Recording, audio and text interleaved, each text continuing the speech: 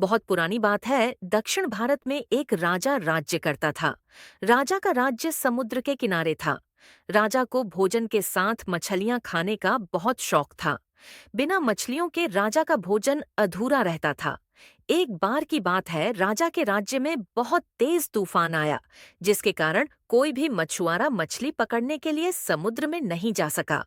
उस दिन राजा को भोजन में मछलियां नहीं मिली, जिससे राजा बहुत उदास हो गया।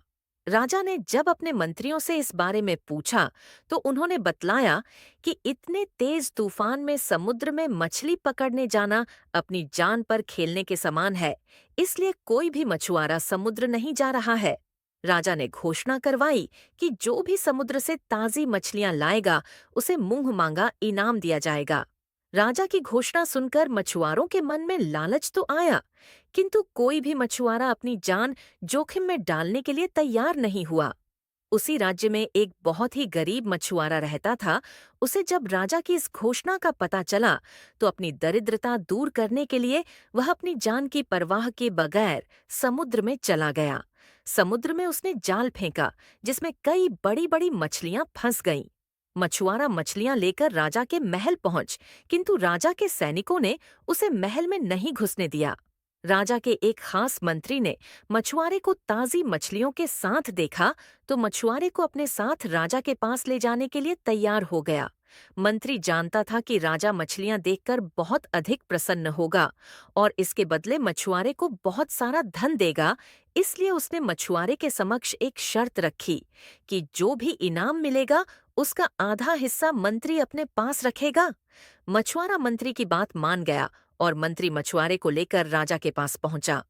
मछुआरे के पास ताजी ताजी मछलियां देख राजा बहुत खुश हुआ। राजा ने मछुआरे को मुंह मांगा इनाम मांगने के लिए कहा। मछुआरा राजा से हाथ जोड़कर बोला, महाराज, मुझे 20 कोढ़े मारे जाएं।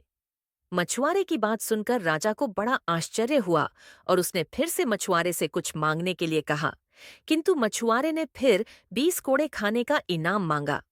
राजा ने अपने सैनिकों को बुलाया और मछुआरे को 20 कोड़े मारने का आदेश दिया। सैनिकों ने मछुआरे को कोड़े मारना शुरू किया।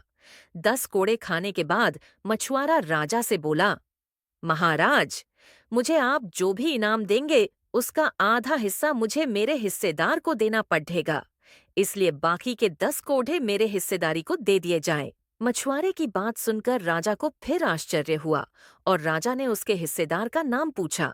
मछुआरा मंत्री की तरफ इशारा करते हुए बोला, महाराज, यही मेरे हिस्सेदार हैं। इन्होंने ही मुझे आपके पास लाने के बदले प्राप्त इनाम का आधा हिस्सा मांगा है। राजा ने मंत्री की ओर देखा तो मंत्री ने शर्म से अपना सर झुका लिया। राजा ने आदेश दिया कि बाकी की 10 कोड़े मछुआरे के हिस्सेदार को मारे जाएं। सैनिकों ने राजा के आदेश पर मंत्री को 10 कोड़े मारे। राजा ने मंत्री को उसके लालच के कारण अपने मंत्री पद से हटकर राज्य से बाहर कर दिया और मछुआरे को बहुत सारा इनाम देकर विदा किया। शिक्षा। राजा और लालची मंत्री की कहानी से हमें शिक्षा मिलती है कि लालच में आकर कभी भी किसी को अनावश्यक रूप से परेशान नहीं करना चाहिए।